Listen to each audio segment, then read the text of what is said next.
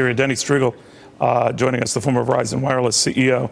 It's communication, communication, communication, right? We're not getting clarity on where we stand with this. Absolutely. I mean, a good leader has a vision, a good leader is proactive, and a good leader is accountable. We don't have any of that.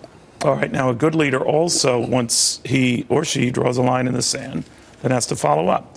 Now, there are many reasons to suggest that Barack Obama withdrew that line in retrospect. But can he ignore this? Can he ignore Russian planes still in Syria, maybe for an indeterminate amount of time? Well, it depends on what the meaning of the word ignore is and how he defines it. I mean, he could say... Very good. That's very good. I don't even know what I just said, but... I don't either, but it's very good. He could basically say, yes, we're going to have a reaction and speak very strongly, as he has in the past, and then not act on it. And we've seen that time and again, especially with the crisis in Syria. And that's Trump's criticism when he raises with you, right?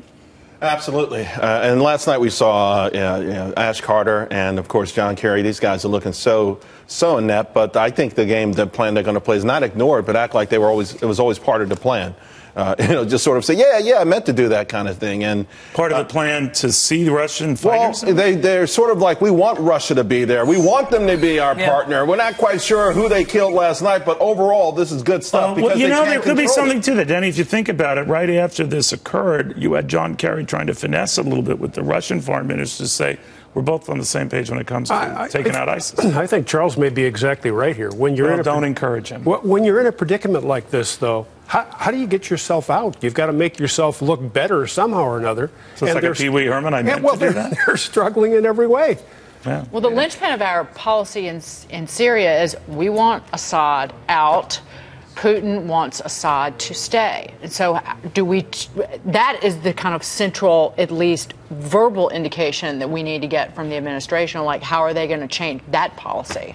And isn't the argument post-Iraq that sometimes you're better with the devil you got?